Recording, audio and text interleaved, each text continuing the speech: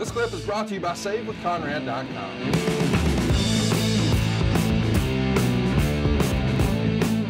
Looks a lot different when he comes back. Boy, he's jacked to the gills, and he openly admits that's not natural. He's using some PEDs. What's your stance on PEDs in wrestling, Jim? I know that, you know, in traditional sports and combat sports and MMA and boxing and football and all of that, I understand it, but a lot of people have a different opinion when it comes to sports entertainment. What's your stance on that? Well, it's kind of like, are the Globetrotters tested? Right. Are the guys on the Ice Capades when they travel, were they tested? I don't know these answers. I think I know them. I'm not as hung up on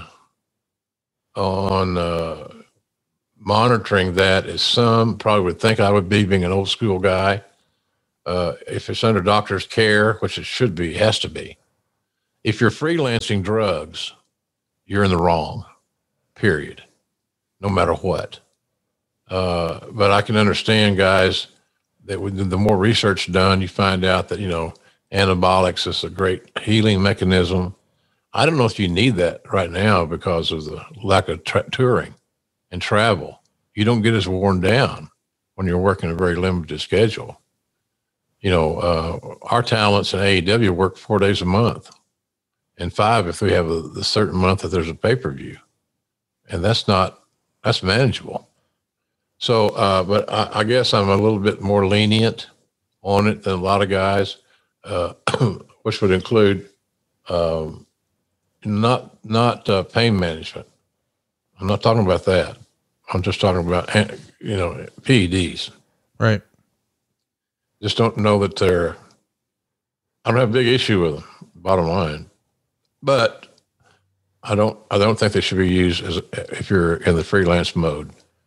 Doctor's care constantly, and to make sure you're healthy, and doing your blood work regularly, so we know that you either have a heart issue or you don't, things of that nature. And a lot of guys, just because they look good, they don't go there. They don't go there to make sure that they're healthy. So you know, if that had been the case, you know, maybe Eddie Guerrero's life would have been saved. Maybe Brian Pillman's life would have been saved.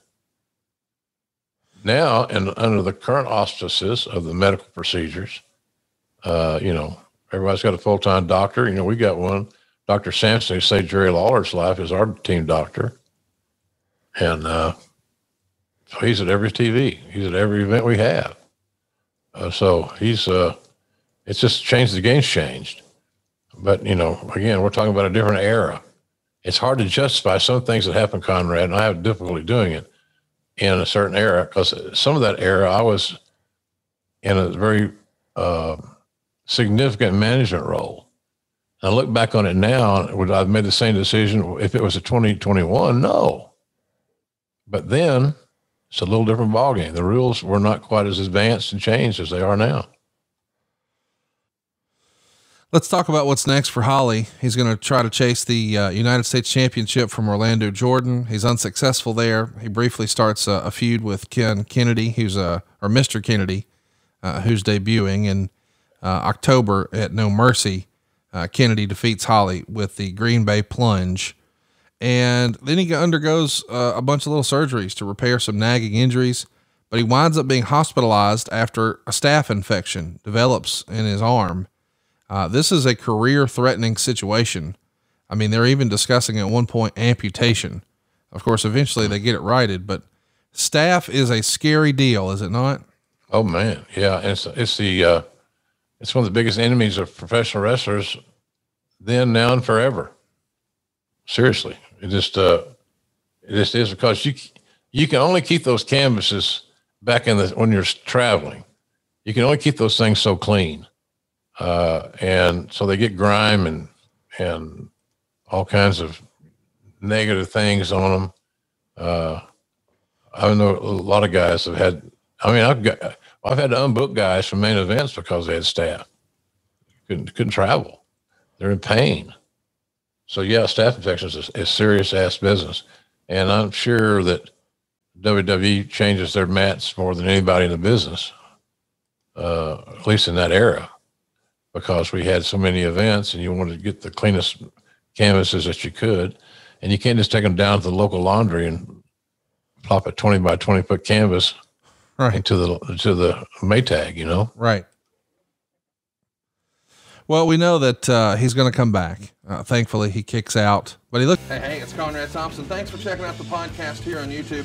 Be sure to hit the subscribe button and the notifications bell so you get a notice anytime we upload some new content. And go save yourself some money right now. If you're in a 30-year loan or you have credit card debt, it's not a matter of if I can save you money. It's a matter of how much. Find out right now for free at SaveWithConrad.com.